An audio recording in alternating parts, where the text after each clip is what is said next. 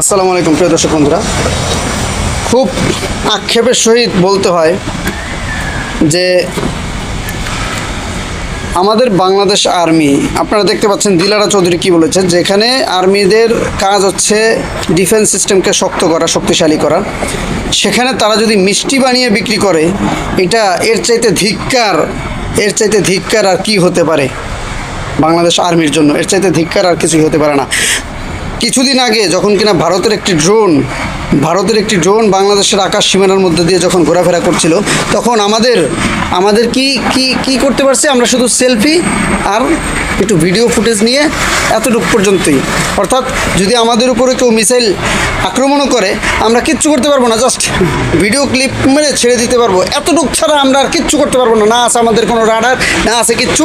অর্থাৎ আর্মিরা যদি defence system নিয়ে চিন্তা ভাবনা না করে দই মিষ্টি বানানো নিয়ে যদি ব্যস্ত হয়ে যায়, এই ধরনের আর্মি বাংলাদেশের মানুষ চায় না। এই ধরনের আর্মি মানে অতি শীঘ্রই এই ধরনের আর্মি ছাঁটাই করে নতুন করে আর্মি নেওয়া হোক। অর্থাৎ পুরানো যারা রয়েছে তাদের হয়তো বা শরীরের পেটটা মোটা হয়ে গেছে, অথবা তাদের মনে করেন কাজ করতে তারা এখন মানে আগ্রহ না, দেশকে তারা ভালোবাসতে ভুলে গেছে। কারণ দেশকে যদি কোনো আর্মি ভালোবেসে থাকে, অবশ্যই সে ডিফেন্স সিস্টেম নিয়ে চিন্তা ভাবনা করবে যে আজকে যদি আমাদের উপরে হামলা হয় আমরা কী নিয়ে মোকাবেলা করব। কেলাগাছ নিয়ে না খাম্বা নিয়ে? কোনো কিছু দিয়ে কাজ হবে না। কিন্তু মিসাইলের আক্রমণ মিসাইল দিয়ে দিতে হবে। আর মিসাইল ঠেকাইতে রাডারের প্রয়োজন। সেই রাডার কোথায়? বাংলাদেশে রাডার সিস্টেম কোথায়? কিচ্ছু নাই। কিভাবে তারা মিষ্টি বিক্রি করে ঘুমায়?